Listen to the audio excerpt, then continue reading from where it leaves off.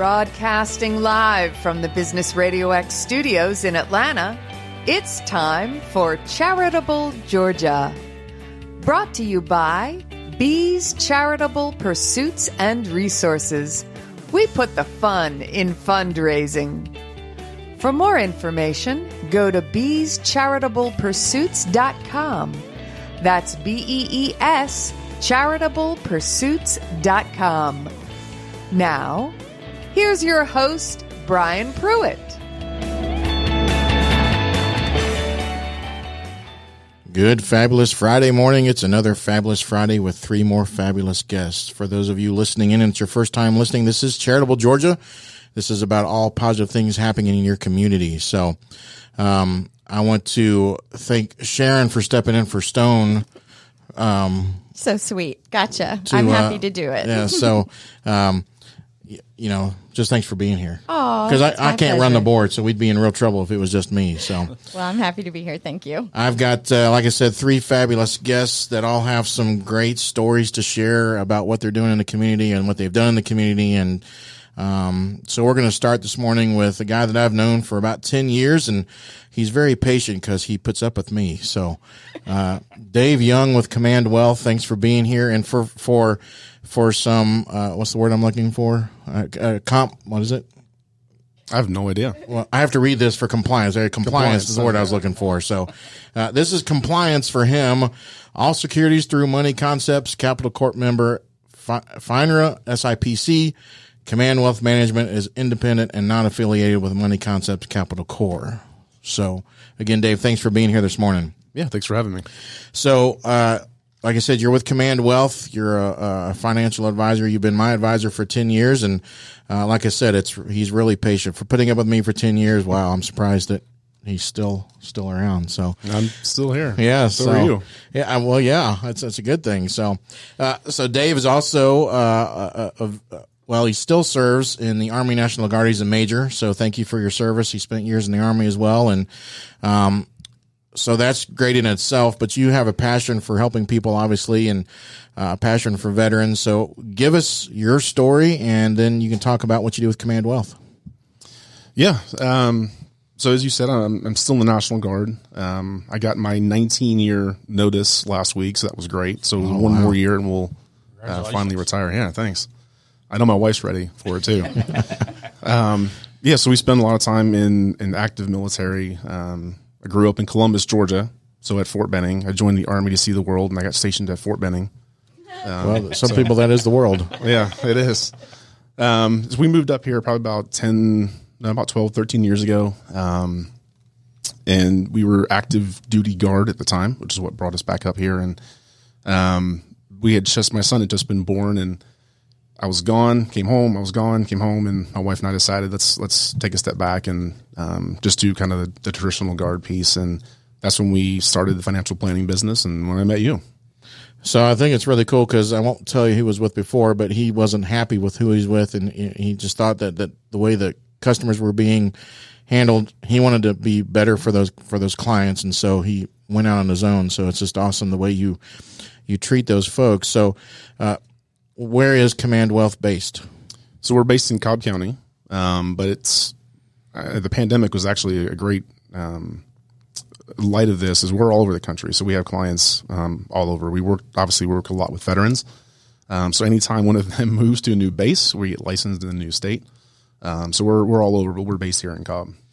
So what made you decide to get into financial planning? Because I know you've told me in Columbus you guys had a marketing business, right? And you help businesses grow with that as well. So how did you go that into financial planning? Yeah, it's a great question. So as you said, we had a business in Columbus. We had gotten out of active duty when I was stationed down at Benning, and we had a small business startup. So we would help companies write their business plans. We'd write their marketing plans. We do financial projections.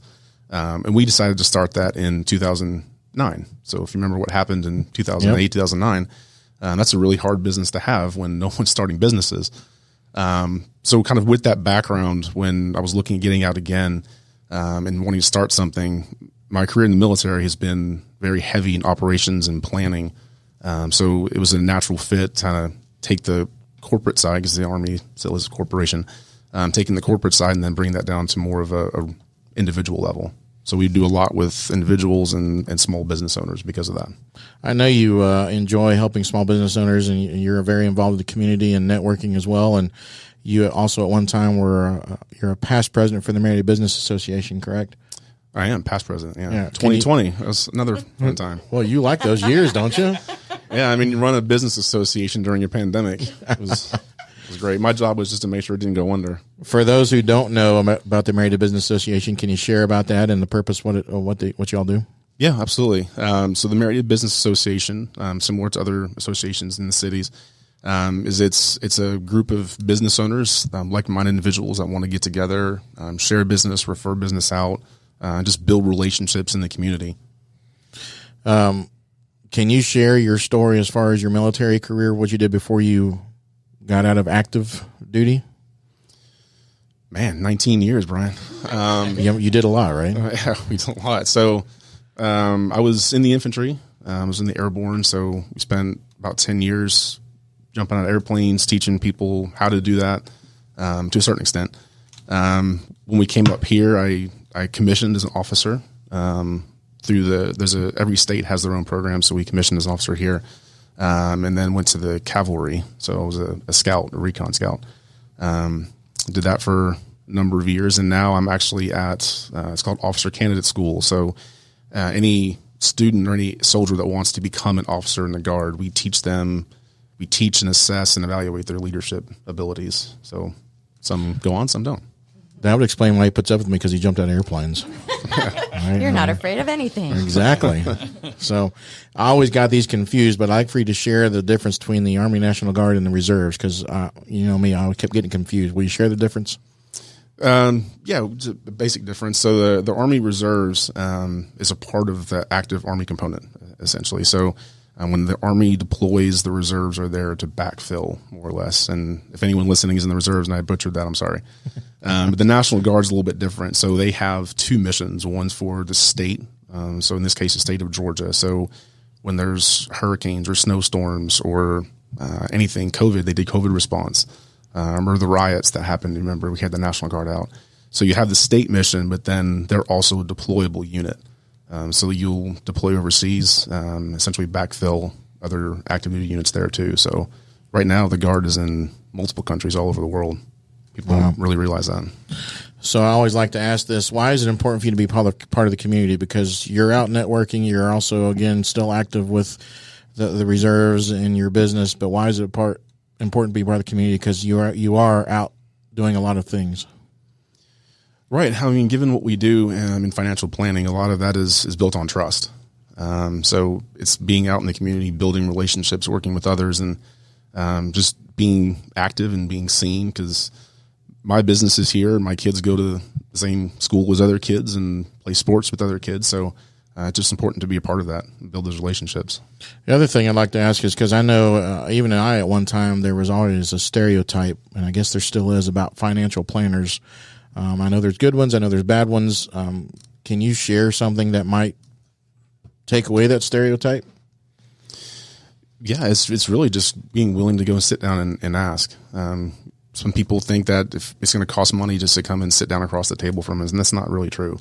I mean, everybody has their own unique goals. There is no one size fits all. So it's really just the willingness to have an open conversation. That's what I like, because Dave will sit down with you and share and look at what you are as an individual or a family, what's going to be best for you from now until you're ready to, even time you get into the grave, right? Because you also do life insurance. Mm-hmm, we do. So you're taking care of all of that. And again, I also like the fact that you can go to him. You can, he'll come to you if need be. I'm sure you do things on Zoom if need be. So very accessible. So you said you got your family, right? You have 2 kids now, right? I do. I have 2 kids. They keep you running, I'm sure. All the time. Yeah. Want to share about your family? Yeah. So married for 20 years, 2 kids. My wife was with me before we joined the Army, and it's definitely a we thing. So she's been along for the whole ride. So I have a 9-year-old son and a 5-year-old daughter. They'll both be turning 10 and 6 here soon. So they're the ones running the family. Yeah. the littlest one thinks she is. Yeah. Yeah. There you go. There you go. Is there any advice, I don't know if you can do this with compliance or not, but is there anything that you can share with somebody just thinking about the financial stuff? Can you, maybe somebody who's thinking about it, who's never worked with somebody in your industry, just something for them to be prepared about and think about for basically their future? Yeah, great question. So there's so much noise in the markets, whether, regardless of whatever news channel you listen to or what you may read on the internet or you hear from friends or family. There's so much information out there. It's really just focusing on what you can control. At the end of the day, money is just the tool. It's not the end game. So just being to sit down with someone and help put those pieces together is really the kind of the key. Kind of control or focus on what you can control. Are there difference? I'd like for you to share this difference because I know there are differences, and somebody may be thinking there's an IRA and a Roth IRA. Can you share the difference from those two? Yeah. So a traditional IRA is a retirement account. It's a pre-tax retirement account. So the money that you put into that goes in pre-tax. So you get essentially a tax deduction for the year. So I'm just making a number up. Say you put $3,000 in. That's a $3,000 tax deduction that you get. And then in retirement, when you pull the money out, then you pay ordinary income tax. Roth is actually the opposite. So it's post-tax. You don't get a tax deduction this year, but that $3,000 has grown to whatever. And when you come into retirement, you pull it out, it's tax-free. Is there a specific age that you think people should start with a plan? Yes. Any age. Any age? It's never too early. It's never too late. So I'm guessing, obviously, it'd be 18 and up, right? Because a 15-year-old probably is not. I don't know. Do you work? You can't work with a minor, can you? Actually, there are ways to do it if minor has income. My first job was at a grocery store when I was 13. So there are options out there. Okay, good to know. I need to get my kids to you. And you said there's no age too old to start. So I'm guessing you can, if somebody's 80, 90 years old and they don't have a plan, you can still do something. It's going to be tough. Yeah. So the earlier you start, the better. But at least at that point, to your point, if you're in the 80s or 90s, it's just knowing what the next step looks like. You probably have to know what you're asking too when you're that age. So right. I know sometimes I don't know what I'm asking. So, all right. If somebody wants to get a hold of you for your service, how can they do that? Yeah, great question. So you can go to commandwealthmanagement.com. Is our website. We're on LinkedIn. So David Young on LinkedIn, then on Facebook as well. We have the Command Wealth Management page is a good way to get there. All right. So again, for compliance purposes, all securities through Money Concepts, Capital Corp member, FINRA, and SIPC. Command Wealth Management is independent and not affiliated with Money Concepts, Capital Corp. So Dave, thanks for coming and sharing a little bit of your story, and you mind sticking around for these next two stories? Yeah, absolutely. Awesome. Well, thank you. Now we're moving over to Jon MacKenzie, who owns Performance Plumbing at a Ball Ground. John, thanks for coming this morning. My pleasure. Thanks for having me. So you and I sat down, and I learned some things about you, and it's an incredible story as well that you don't have a plumbing background, and something you chose to get into, and then you really do try to help people, not just here, but we'll get into that for a second in a minute. But share your story, how you got into plumbing. So, yeah, I started my career in the motorcycle industry doing various things from motorcycle repairs and running parts departments and stuff like that at some local dealerships, and then kind of just decided that we wanted to go and try it on our own, me and my wife. And so we branched off and started our own little shop here in Woodstock, and that was a lot of fun for a time period, and then it got where it was not as much fun for us anymore, and we saw an opportunity to kind of liquidate some of the company and buy into part of a plumbing company that actually belonged to a regular customer of ours, and he was in the plumbing business. He said, "Why don't you just get into the plumbing business?" I never even thought of it, never would have considered it. I'd done little DIY stuff at my house, but I never would consider going into that business. But with a little nudge, I said, I was looking for anything different, and so that's what we did. So we bought into the company that was here in town, and a couple of years of that, and kind of figured out that the partnership wasn't the best relationship either. Sometimes you can be really good friends, but not very good business partners, and so we decided to then take it just all out on our own. So we took that leap of faith and started Performance Plumbing with just me and my wife doing being the owners and running the show ourselves. And at that time, we did just commercial builds. So we would build restaurants and doctors' offices and that sort of thing, do the plumbing aspect of that. And churned along. That was our growth into the industry. And then when COVID hit, we had a number of large contracts that got canceled. And so we kind of had to switch gears yet again. We kind of thought we were established, all the tough parts of running a business. We'd been in business since 2015. And so we were like, we worked those long hours. We did all that. And that was all over with. And then all of a sudden, your next 3 years worth of work is dissolved in, a month's time period. And so that's when we knew we had to, make some changes. So we started doing residential service work and commercial service work as well. We had to change trucks. We had to change guys. We had to change policy. We had to get computer changes. It was a huge change in how we do business. But it's been like starting our third business, because we did the motorcycle shop on our own, and then we did the plumbing, and then it was like, all right, well, everything we know about plumbing we threw out the window and started over after COVID. So we count that as extra experience under our belt, and we feel very blessed that we've been able to kind of weather the storm thus far and make those changes that we've had. We've been incredibly blessed by some great help from local sources, great customer bases, and I wouldn't want to do anything like that in any other area than Cherokee County. It's the kind of people that we want to count on, the kind of community we wanted to be a part of. So for us, that's been the journey all the way from a 15-year-old kid washing bikes at a motorcycle dealership all the way here to a service plumbing business. So. Yeah, that's how we did it. So, how did you come up with the name Performance Plumbing? I don't think I could say it on air necessarily, but another company that's not in the plumbing business was when I was deciding we were going to start our business. Coming up with a name's the hardest part. It's like, what do you call yourself? And I was sitting in traffic, and another company pulled up next to me, and they were Performance and their industry, written right on the side of their truck, and I thought, that's it. That looks perfect, and so we kind of proceeded on from there. It's like, as soon as I saw it, it was like naming your child. It's like, you can't come up with anything, but then when you hear the right one, that's it. And right. So that's what we went with, and we've loved it. And then once we came up with the American flag logo, it was like it just settled right into exactly what I couldn't picture it in my mind, but once we saw it, we knew that was it.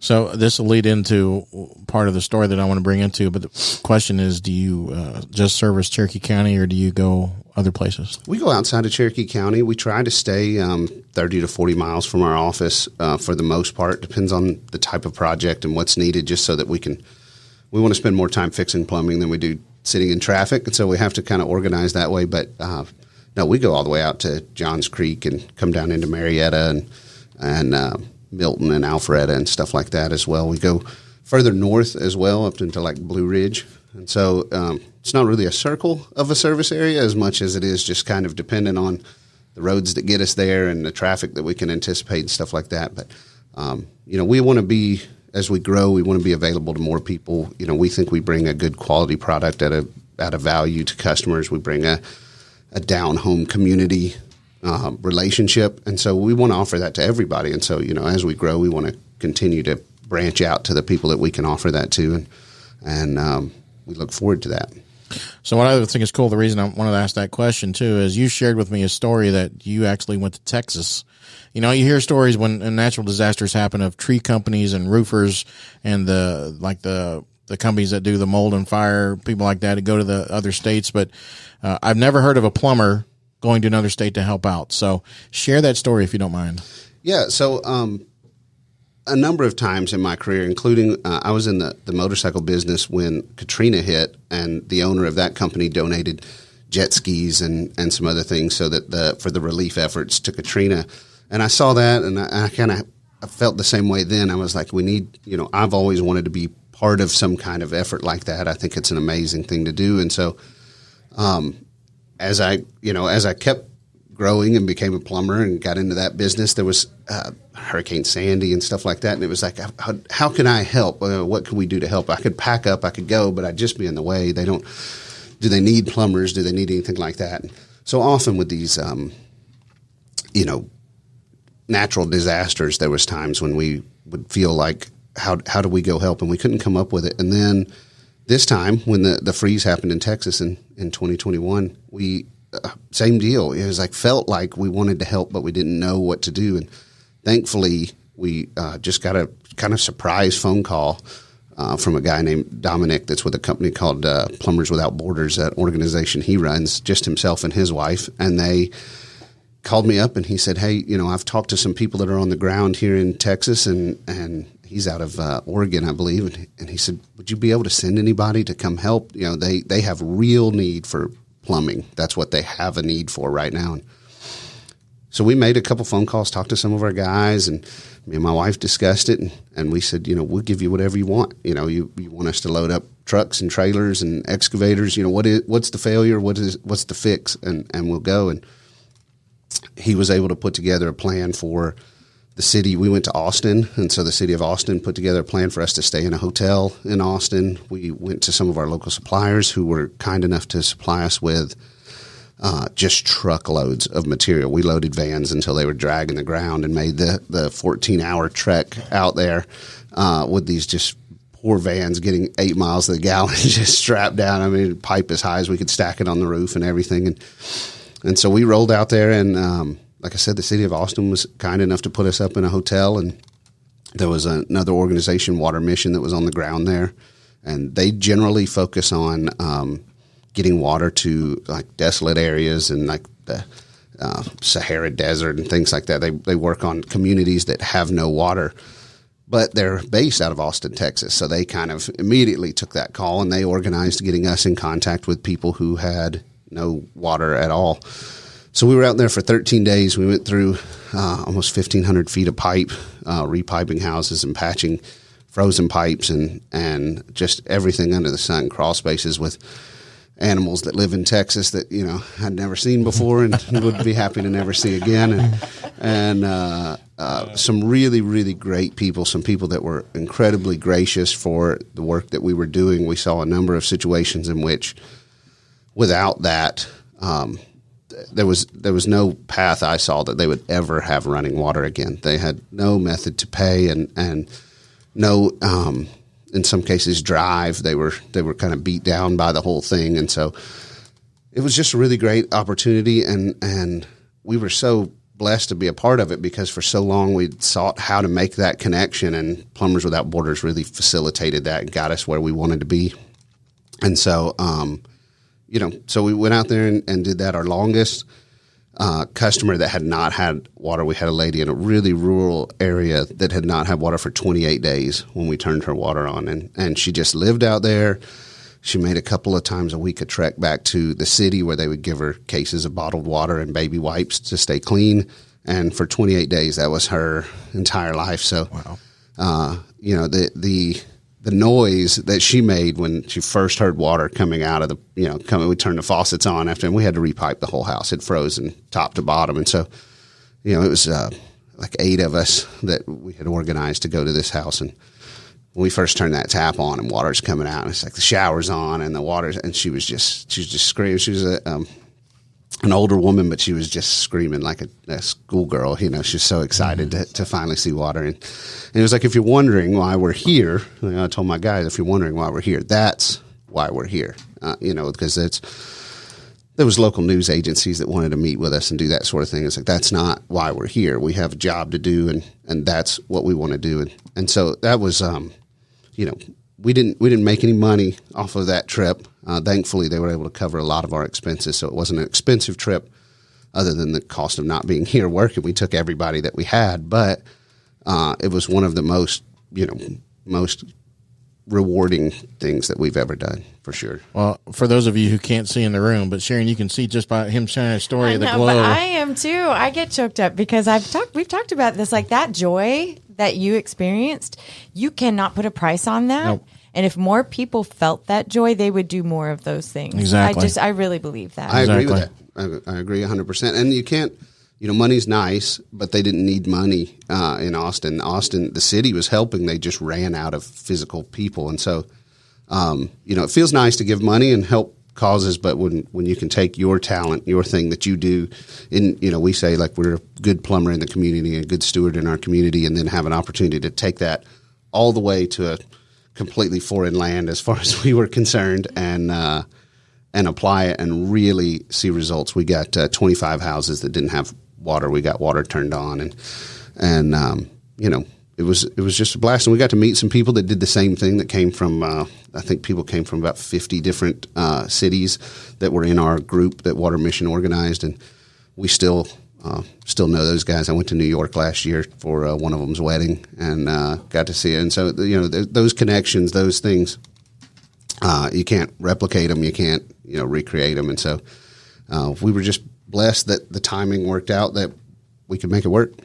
That's a good point that you bring up about, it's nice to be able to give money and help that way. But that's one of the reasons I started Bees Charitable Pursuits and Resources, because I'm not going to be able to hand a nonprofit a check for right even now $100, but $25,000, $50,000. But what I can do is use my experiences and connections and help them with connections, events, and educate people of why we're doing, which we got one here in a minute we'll hear from. But I love being able to do that, and you're right, it brings a joy, and to be able to see it all coming together and work. So you and I talked as well that obviously you're a believer, and it's not easy to find plumbers at Network, but you hired a young lady to do that for you because you guys stay busy in the field, and I'm sure Christmas time you guys were extremely busy around here with that same problem. But it's also not hard or easy to find businesses that not say profess the Christianity, but just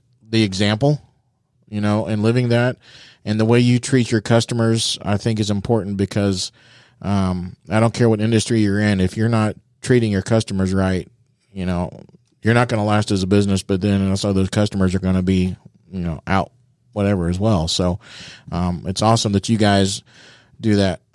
Share a little bit about your family. Yeah. So, me and my wife, first got together in the 8th grade, and we will be married for 20 years in September of this year. Congrats. Thank you. And we have a 13-year-old son and a 9-year-old daughter, both of them in school here in Cherokee County. And we, really enjoy the community. We try to do all of the festivals that we can, and fall festivals. We are partners in education with several of the schools here in the county, and our kids take on, my daughter probably more than my son takes on the company role. She loves to wear apparel for us. She loves to hawk us. She draws ads for us all the time. I mean, she's very artistic and very good with it, and so it's a real family endeavor. Our kids go to our office on weekends. We have a lot of times that we need to do work on a truck, or we need to reorganize something, or we need to put something together, and they come right along, and they're part of it. And so, that hopefully going to be a legacy that we can pass along, and that'll be something that they won't have to go through some of what we went through to get to that point. But it's been a blast with all of the challenges. Obviously being what they are, but to have a family that every night, these people are going to stand behind you. They're going to be there. They're not going anywhere. They're not scared to go into the void with you and see how it is through, leaving a dependable job where I got an everyday paycheck, to starting my own motorcycle shop, to getting out of that and getting into plumbing. That, it's like, how are you going to go be a plumber? You know nothing about being a plumber. And it's like, I'm just going to go do it. And that's how we're going to do it. And all right, go, and so that was, it's a real blessing to be able to know that, win or lose, and that's all going to be there. And so I'm really blessed in that. Why is it important? I mean, other than why you shared why you're doing with your business, but why is it important for you to be part of the community?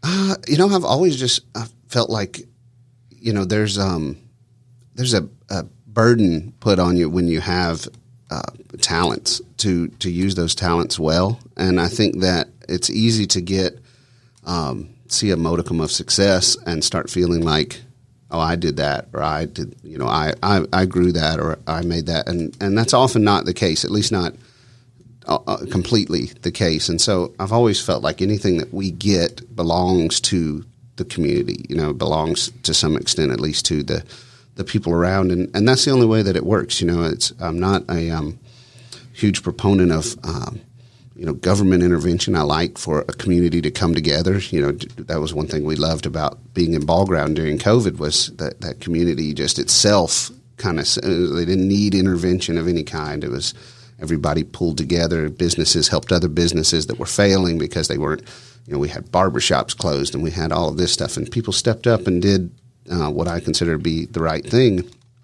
And so it was, my whole life, just kind of part of it, that, I think you can be really, really successful and still be a really good member of the community that people trust and people believe in, and new businesses that come in look at you as a light on the hill to chase, instead of being that guy that just, man, you don't want to deal with him if you don't have to. And you can make a really successful business doing that, but at the same time, if you can't be successful and be a good member of the community, then you just be a good member of the community and don't be successful. So it's got to come first. And that's kind of the philosophy that we have. We live here. We're going to bump into you in the grocery store and everything else. We want you to say, hey, that's the guy that takes care of us, not, hey, that's that guy that, got us for this and that. Right. So, it's a combination of all those things. I think that if everybody did it that way, then we'd be better off. And so that's kind of the philosophy that I try to teach my kids, that anytime you're doing something, it's not about whether you get away with it or not. Picture if everybody did it the way you're doing it, would the world be a better place or would it be a worse place? And if the world wouldn't be a better place, then just change what you're doing to where, it doesn't matter if everybody else is getting away with it. Do the right thing on your own. And so that's how we try to do it. So, growing up, I'm old, right? So, but growing up, there was I think a stereotype for plumbers as well, and it was the crack, right? Yeah, it's accurate. Yeah. Yeah, that's an accurate stereotype. I've started, we're trying to start getting some social media stuff going with some video footage, and so I've started setting up a GoPro when I go to work. And it's like, we can't use that because it's just too stereotypical, Right. It's just too, it's accurate. Now, I will say that if you're fortunate enough to find skinny plumbers, you get less of that. But if you're going to limit it to skinny plumbers, you're going to that's going to narrow your options down pretty far. There you go. Can you give anybody any plumbing tips? What do they need to do? Other than call us? Yeah, other than call you. Yes. Don't YouTube things. I've heard some horror stories about people thinking they can handle some. Yeah, Google Foo is a tactic that you only should use if you have the skills for it. And so, searching up how to fix something can be a double-edged sword. There's plenty of stuff out there that will lead you in the wrong direction. But what I normally tell people if they just ask me for advice is, like, just relax. Like, we're gonna get it. Like I said, we went to Texas and fixed somebody's water who'd been off for 28 days, and she wasn't even that stressed. She was hurting, but she wasn't that stressed. It's like, whatever it is, it's flooding. You're gonna have insurance. We're gonna get it stopped. We're gonna get it. Like 6 months from now, this is all gonna be over. 24 hours from now, it's all gonna be over. Whatever it is, and so if you slow the pace down a little bit, think things through. We always offer that technical advice for free, subject to our availability. Normally I'm the one doing it. If I'm called into the field or whatever, I'm not available, but we're happy to, if you have a question, ask us a question or anything like that. We'd rather see you do it right than you do it wrong because you didn't want to talk to us. We'd rather it get fixed right, and we'll be your guy when it gets out of your hands, and so that's, the best advice with it is that, from early on when I was in this industry, learning, just a young pup being taught how to do it, I was very stressed. Everything. What if it leaks? What if that drips? What if we don't get it unclogged? What if we don't? And the fact of it was that, it's going to be. Everything we've ever done got finished one way or the other. And so it helped me a lot to just slow the pace down, think about what you're doing, and make better decisions. And I would say, too, build a relationship with us. We've told people before, you don't have to hire us to build a relationship with us. If you stop by our festival stuff and tell your friends. And when somebody asks for a plumber on Facebook, you're referring us and stuff like that. That's plenty good enough if you need free advice or whatever. Like, you don't have to feel guilty that, I don't hire them and then I do this. Just build that relationship and keep that relationship. So if we can help you, we'll be happy to help you. If we can't, then, we'll let you know who you need, why it is that we're not the right person for it. But build that relationship before you need it is usually a better way to handle it. But, well, I am going to ask you one question. Yeah, on the plumbing side. So why is it they tell you when the weather's about to be below freezing, you keep your faucets dripping and you open the cupboard doors? So we went through a lot of this, obviously, at Christmas time. We did several videos on what to do to get ready, and that's very generic information. It doesn't fit every house. So the reason you would leave the faucets dripping, the water coming out of the ground in the wintertime here in Cherokee County is about 64 degrees.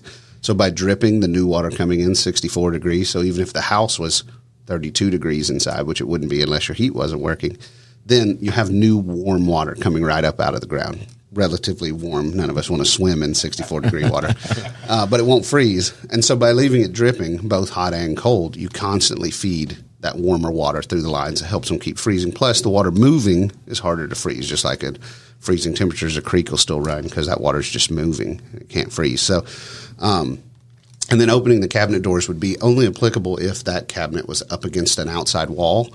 And all you want is that warm air from your house to get up against that outside wall to keep it from freezing. So the cabinet's just kind of an insulator. So if you open those cabinet doors or put a space heater where it's blowing in under there, then that will take care of it. But there are so many things that I wish people would do when the temperature is getting really, really low. And we've worked on that. I think we did a really bad job this year. We tried kind of last minute to put together some Facebook videos and stuff. We're going to work really hard this year to develop some already made, right in the pipeline videos, pipeline, so to speak, videos that are just ready for us to say, here's YouTube videos with, detailed instructions of what you need to do. Because, we don't want people to pay us to go out and turn their hose bibs off or anything like that. You can handle that. Most people can handle that. But I guess to go back to with the freeze, the number one advice I would tell anyone that's in their house is learn where your shutoff is. Learn how to turn the water off when you have to turn the water off. Because if you wait until it's 2:00 in the morning and it's spraying in the middle of the kitchen floor, you'll never find it. You'll just run around like a chicken with your head cut off. Or sliding across the floor. Yeah, you swim, you get a raft over to it. So learning where it is, how to turn it off, does it work, those sorts of things. In the heat of the moment, knowing right where to go. That's the first thing we do when we get on site for almost any repair. Where do we shut this house off if things go, sometimes you're just changing an ice maker and all of a sudden, blink, it breaks in the wall. And again, for us, we're scurrying around. And so knowing right where I can just go shut it off before there's any flood, there's anything, now we can just fix the problem, turn the water back on.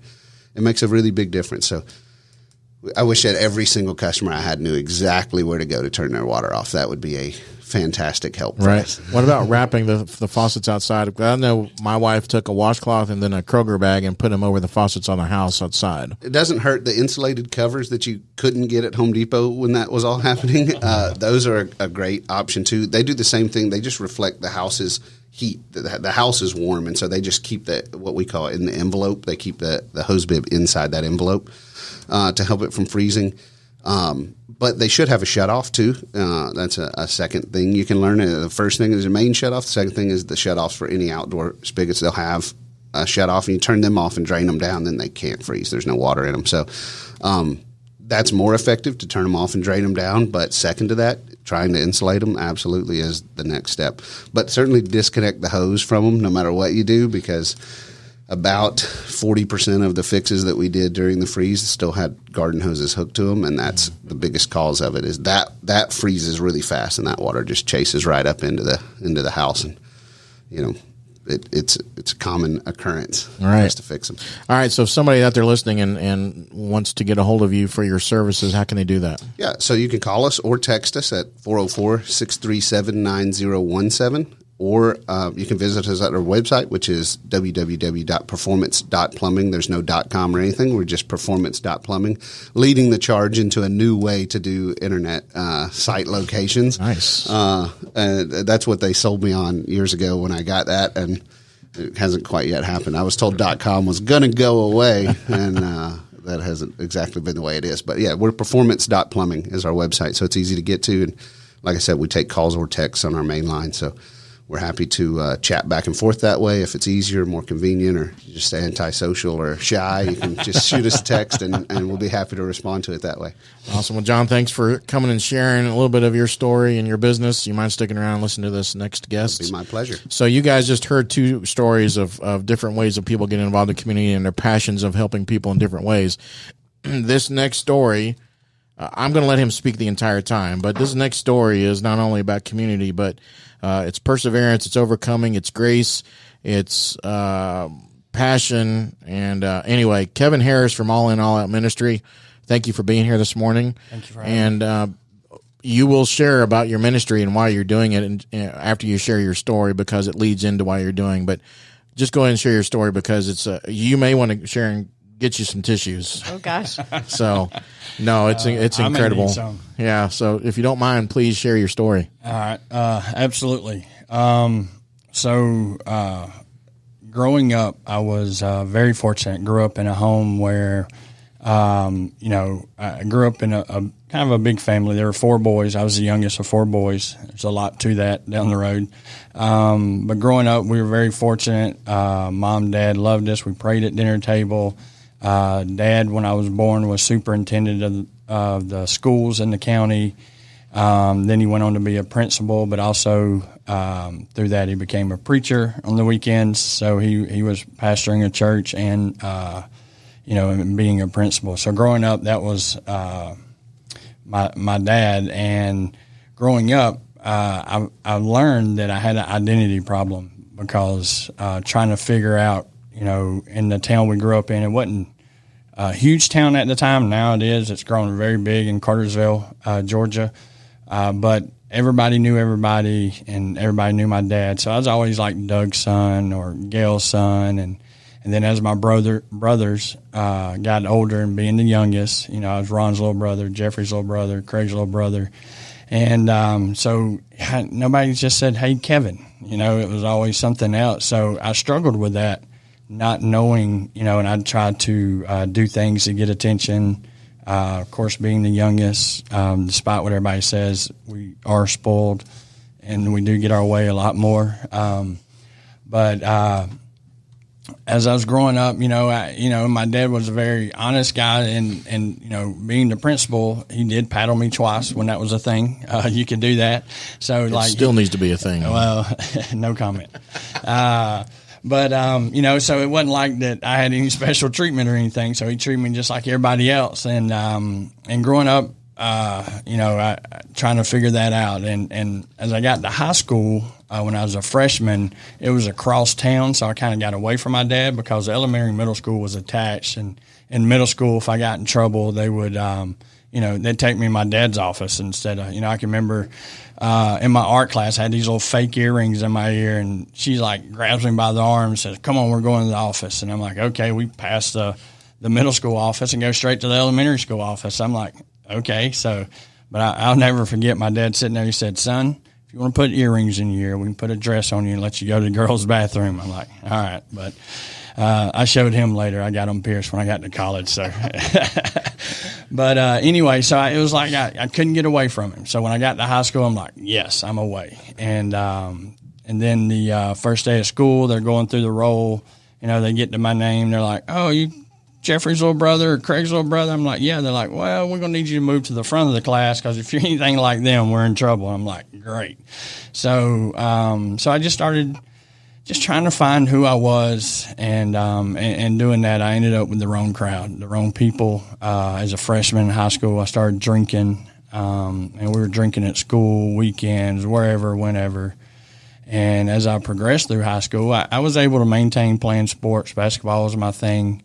I enjoyed doing that, but as I got older, as a senior and graduated, man, I just wasn't drinking, but I was, it was pills, it was, pot, those kind of things. And then as I got out of high school, I kind of found meth, which ended up being my drug of choice. I did try college, didn't go too well. I probably picked the worst school to go to as far as back then. Can't speak for them now. I don't look at it, but Georgia Southern was one of the top party schools in the country. So went there my first semester, got in trouble a couple of times. I was sitting before the dean. He's like, man, if we have a three-strike rule and you're out here, and he said, this is your second strike. I really don't think you're going to make it 3.5 more years. So he's like, you should probably go home. I'm like, okay. So that's what I did. I go back home, but nothing changed, man. Still running the streets, trying to do my own thing. Getting involved in some incidents of a shooting, some other things. And then I'm like, well, I'll settle down. And for, a 20-year-old guy then, settling down meant finding a girl, So that's what I did. She ends up getting pregnant. We weren't married, and being a Baptist preacher kid, you're supposed to be married when those things happen. So we ended up getting married despite our religious differences. Her being Mormon and me being Baptist was a pretty big clash. So we got married, had my little boy. A year later, we had my little girl. She was born premature. Lungs wasn't fully developed. She had problems breathing on her own. They'd put her on a heart monitor. She'd been in and out with I forget what it's called now, why can I not think of what kids normally get when they go into the hospital? Holy cow, I'm drawing a blank. There it goes. And nobody's helping me. Is it an incubator? What are you? No, not it's just, there's a word for it. It's pretty common that kids get a lot, and I can't even think of what it is now. But anyway, it's like a respiratory. Is it RSV? Yes. Thank you. Yes, thank you. She bailed me out. Leave it up to a mom to know that. It was RSV, and she was about 2 months old, and for the 2 months, she'd been in the hospital for about a month of that. And like I said, they'd sent us home with a heart monitor. Quit working one day, so it was going to be the next day before they could get us another one. So that night, when I'm home, my son wouldn't have anything to do with anybody else but me. So, and I usually work nights. Well, I did work nights at that time, and so I took him to bed. She said she'd stay up with him, and she wakes me up in the middle of the night, screaming, she's not breathing, she's not breathing. And so she hands me my daughter, and I do everything I can at the time, but she ends up passing away in my arms. So that was difficult. I was 21 at the time, so for any kid or anybody to suffer the loss of a child is very devastating. And for me at the time, I did what I knew how to deal with it, and that was drugs and alcohol. So it just fueled that. She turned to her religion, but we ended up separating, getting divorced, and so I went many more years of drinking, drugs, getting worse, and then I thought at one point in 2002 I decided I was going to get clean, and I did, and not sure it's for any of the right reasons or anything, but I got clean, stayed clean for a while, and then ended up relapsing over really just being around the wrong people, situations. As I look back, what I found out was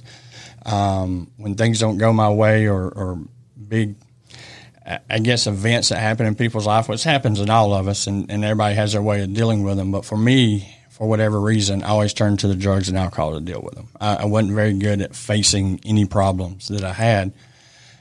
So that's what I did, end up relapsing, used for a while again, got clean again in 2008, 2009. And about then I started feeling, and when I got clean in 2002, I felt like God was calling me to do something in ministry or whatever, and there was no doubt, just didn't know what that looked like.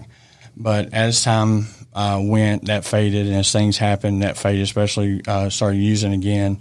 2008, started getting clean again, and I actually felt like, everybody I'd share my story, and everybody's like, well, you should write a book. So I'm like, all right, I'll start it, or I'll write it, but I started it. But it wasn't until 10 years later before I finished it, or really longer than that.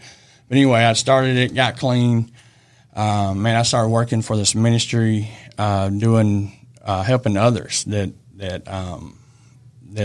that had been through what I've been through, and so it really drove my passion to helping them, doing that, and everything was going great. And then one day I get confronted by one of the board members of the ministry telling me that I'm a liar, that I'm stealing from God, and all this stuff, and it's like out of nowhere.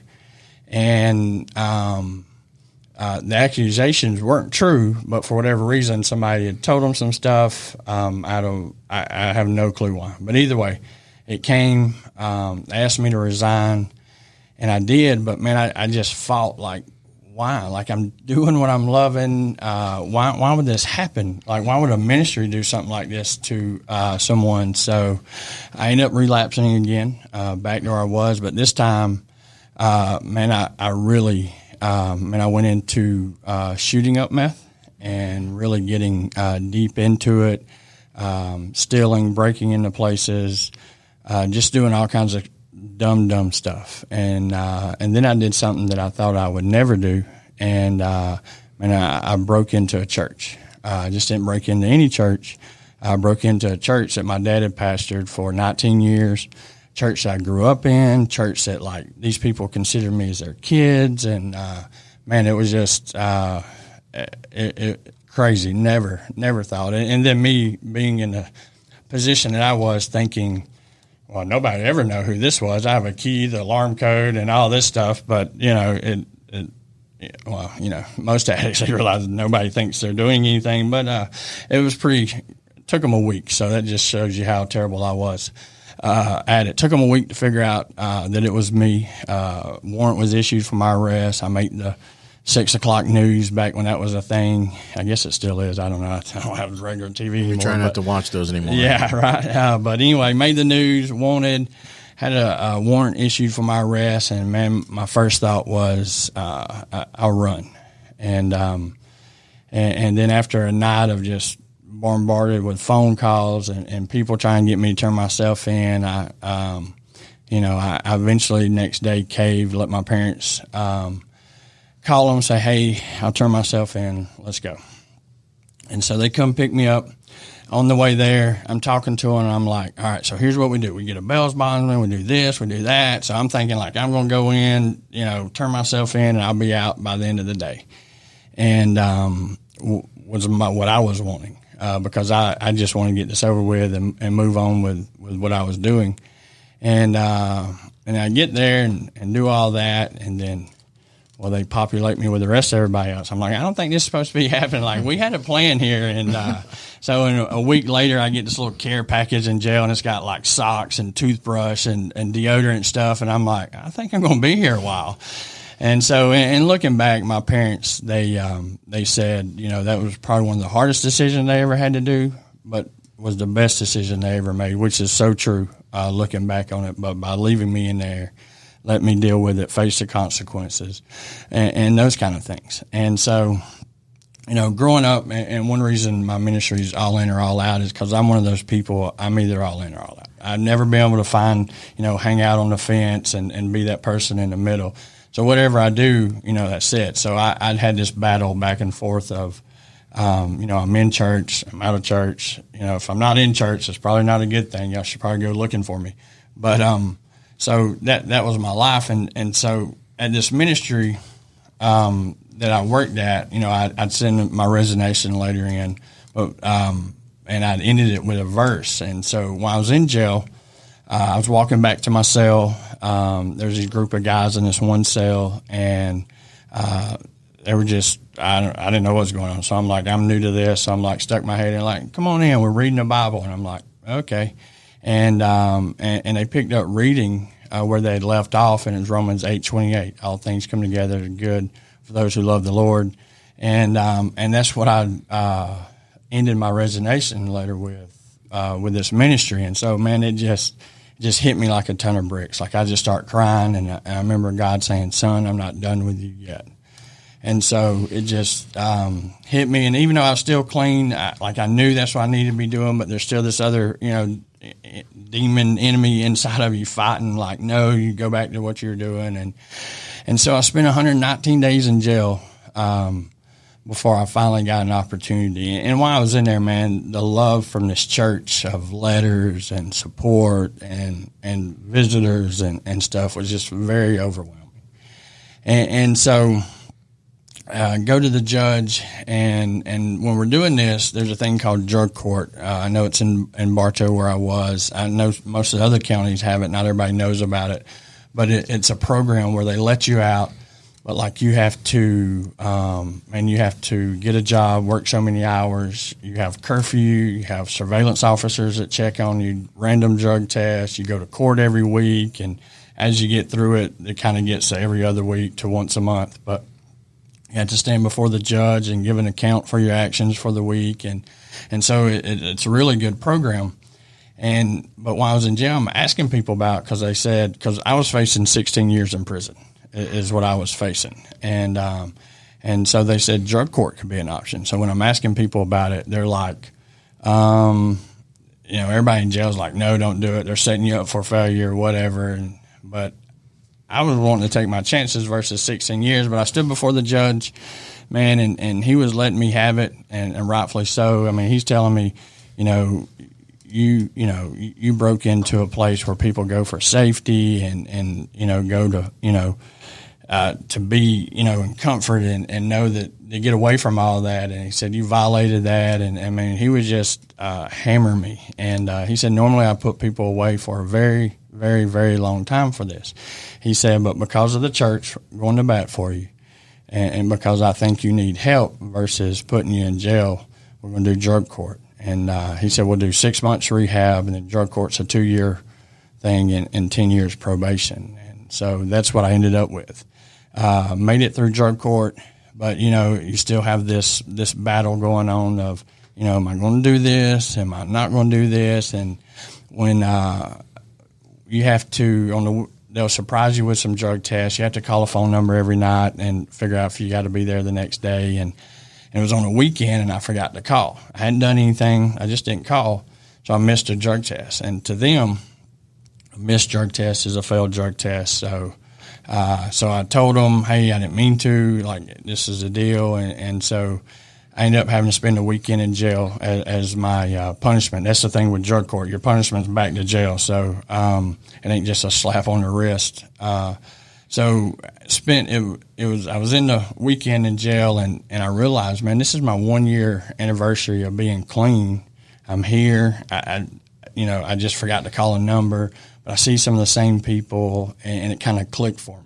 This is not the life that I want to be. I don't want this to be a revolving door, and that's when I, really felt like I've got to do something different. And so from that point forward, I really started fighting, surrounding myself with a great support group, started kind of following God and His lead and what He's leading me to do. And as I graduated drug court, I had one of my biggest tests. I graduated in July of 2014, and then September of 2014, my brother was out cutting the grass, and a lady swerved, hit him. He bounced off the windshield. He ended up dying. But the other part, she went off the road, and when she got out of her car, we assumed to check on him. She forgot to put it in park. The door pinned her up against a tree, killed her. So it was just a freak accident all the way around. And so that was one of my biggest trials going through that. But kind of because of what I've been through, the support group that I got, I was able to get through that. And so I made it through that, and since then, man, it's been good. My dad passed away 2 years, so that was a challenge, but I'm still clean. It's June the 2nd. I'll celebrate 11 years this year. Awesome. So congratulations. So that's kind of my story, and through all that, that's kind of the short version. I ended up finishing my book beginning of last year, that's out. You said you finished that in a hospital bed, right? Yeah. So I wasn't in the hospital, but I was at home. But I was riding a 4-wheeler, thinking that I was 16 again, and flipped it on top of myself and broke my collarbone.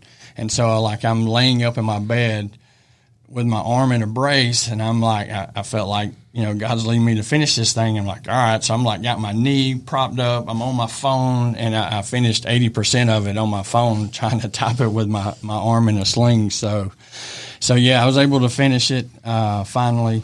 And through all this, one of the things that I've found is the passion that God's given me to help other people who have suffered what I have, because a lot of people, one, they don't get a chance. A lot of people don't realize that when they do get clean or try to get clean, they end up going back to the old jobs, the old people, and it ends up being a vicious cycle for them. And so I started, feeling like God promised me that I needed to do something to try and break that. The other thing that I'm learning is there are, not just with the addict, there are people on the other side of that that's family, a wife, a parent, or somebody who is suffering. And I saw that later on after I got clean, talking to my parents and stuff, and seeing there's a side there that they're going through that they're suffering.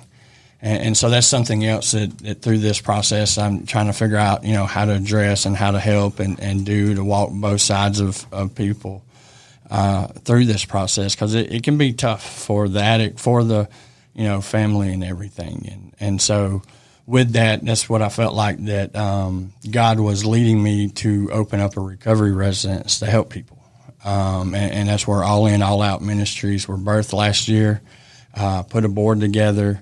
And the first thing that I told the board when we got together, we meet once a month trying to figure all this out. And the first thing I told them, I said, I shared my passion, what I felt like God was leading me to do.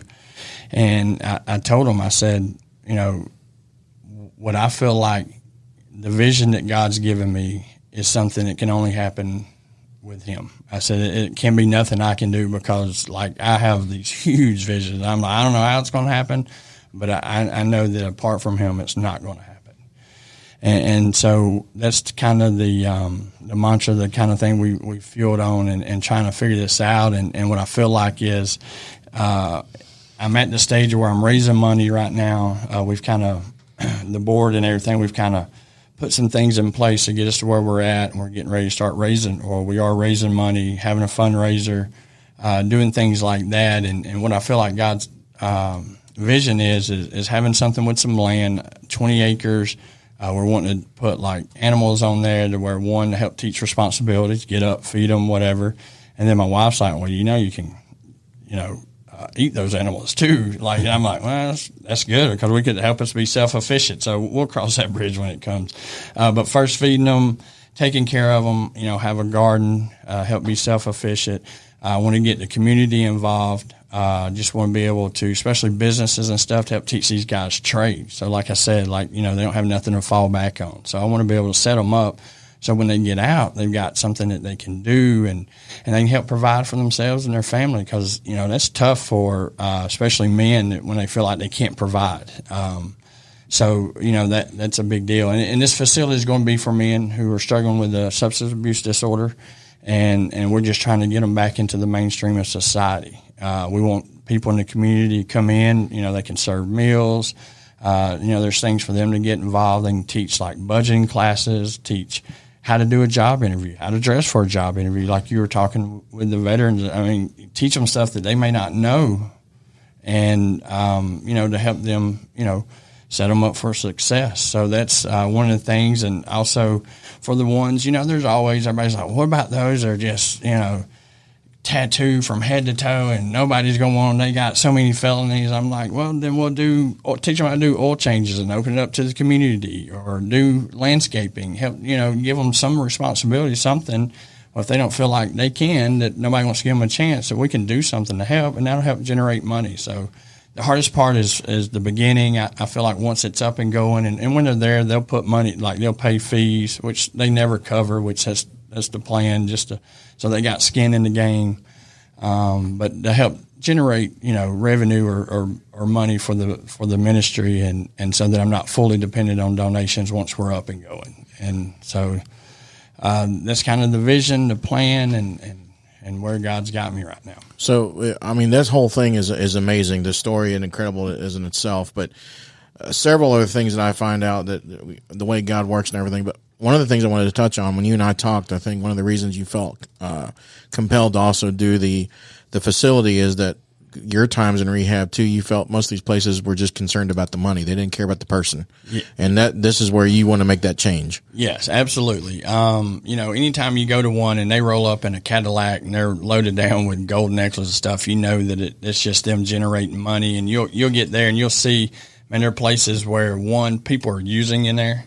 Two, you'll have 10 people in a room sleeping on the floor and stuff. And it's just about that. And my goal is to change that stereotype, to change that, this isn't about the money. And that's why, I'm not getting into this to be rich. It's to truly help people that need help and give them an opportunity that maybe somebody else wouldn't, and give them the attention they need. Like while they're there, we'll do classes. I'm working on some other resources to help them, like put places and put things in place to like help them when they're out, like hanging around people, certain people, like with family, coworkers, putting things, what I call guardrails in place to prevent you from going over the cliff with that, or going to places. Like I don't go to a restaurant and sit down and, they're like, oh, it's an hour wait, but you can sit at the bar. Well, I'm not going to sit there and eat my food staring at liquor bottles, knowing that, that might not have been my problem, but it will take me to my drug of choice. And so like, I don't set myself up for failure. And so that's what I want to be able to teach these guys, that, and know that this ain't, and it may be a place that, I'm not going to, we don't want to just take people to fill beds. We want somebody who, yes, even if they're on the fence, yes, I think I do, but maybe not. Well, come on, let's give it a shot. Let's see. And if we're full, we're full. Hopefully, God will provide, and we can have unlimited beds, whatever that looks like. But anyway. The other thing that I find incredible, and if you we'll tell people how they can find your book here in a second, but the way that that book ended and your story ended in the book, it's amazing to me that you talked about the church coming and supporting and visiting you, but the way they welcomed you back into the church with the grace and the mercy that they did, not everybody gets that. You and I have talked about certain people that still get that, they're still bad people, and you were shown that, and I think that's incredible. Yeah, so probably about a year and a half after it happened, I had the opportunity to go make amends to the church. I felt like God was leading me to go ask for forgiveness. And so I talked to the pastor at the time. He was open to it.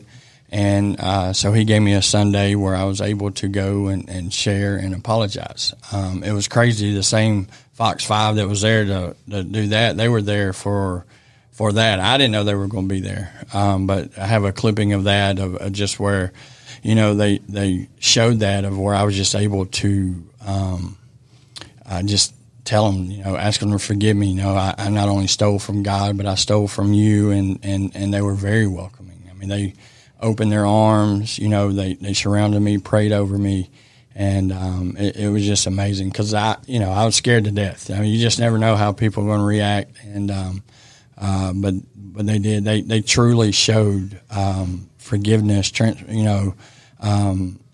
showing that people can have transformation and everything. So it truly showed the church what the church should be like, in forgiving people and opening their arms no matter what. So, if somebody is listening right now who are experiencing some of the things you went through, what kind of advice can you give them? Find somebody to talk to. That's one thing that I learned through these years, is when I'd hold on to things, man, I could talk myself into anything. But it wasn't until I started learning to share, to speak out loud, even if it sounded stupid, or just telling people, hey, look, this is what I feel like I'm wanting to go do. And you'll find that people can listen. Getting it verbally, speaking out loud, takes a grip off of it that doesn't keep you down and hold you down, because people experience a lot of shame and guilt with this. And so that's the biggest thing. I remember a time when I was in drug court, man. I remember I'd go straight to class, to work, and home. Like I dreaded stopping to get gas, because I'm like, I'm going to be pumping gas and somebody will recognize me, man. I was shameful of what I'd done and afraid of what somebody might say. So just being able to find somebody to talk to, and then, next steps is finding someone who's been there, I found that's the easiest, but I've also found that people who hadn't been there, it's good to talk to, and they can have some wisdom and advice that somebody who has been there, that a different spin on a different take from their point of view. If somebody wanted to find your book and read it, tell them the name of the book and where they can find it. It's the name of the book, you probably got to read it, but I want you to read it, but you ain't got to read it. But it's Preacher's Kid Breaks Into Dad's Church. So that's the name of it. It is on Amazon paperback, and it's on Barnes & Noble's hardback. You also have a podcast, correct? I do. It's called All In or All Out with Kevin. It releases every Wednesday. When I remember, sometimes I get so busy, and I'm like, it's Wednesday at lunch. I'm like, oh no. So, it releases every Wednesday. So do you have a facility already? You're looking for property. Is that right? Yes. I'm currently looking for property. Whether we build new or remodel existing, I'm open to what God has. Cause I have nothing at this moment, but, I do know, we're just looking to get the doors open and start, whatever that looks like. And you want it to be in Bartow County? Well, that's what I was sharing. Dad asked earlier, and when I first started this thing, I'm like, yes. But then I got to thinking, man, I don't want to put limitations on what God may have. I do know, like, I'm most familiar with Bartow County, the people in it and stuff like that. But sometimes it's hard to get clean in your own backyard. So, so I'm open to what God may have. So I'm not narrowing that down. I don't want to put limitations on God. So if you're listening out there and you know of a place, either property or a building that they can remodel for that, he's also looking for a 12 to 15 passenger bus as well. A van. So you can help out in that way. You and I are working on a fundraiser, as you mentioned earlier, in July on the 26th. You're part of a great church out there, Cross Point City Church, who's graciously donated the facility. We're having a locker room chat, the day in the life of an athlete. And right now, and guest, our subject to change, but right now we've got 6 former NFL football players, 2 of which are Cartersville High School graduates, Ronnie Brown and Robert Levette. We also have a former professional soccer player coming, as well as a rodeo rider. And so that night's just going to be fun, as well as a night you can come and just talk to athletes, hang out with them. But the most important thing is help raise money for All In or All Out ministry. So, more details to come on that. We'll get the ticket link up here soon. But businesses, we're looking for sponsors for that, as well. And we can, you can get a hold of Kevin or myself. My email address is Brian@Bees, and that's BEES, charitablepursuits.com. And Kevin, if they want to get a hold of you, how can they do that? It's allinwithkevin@gmail.com.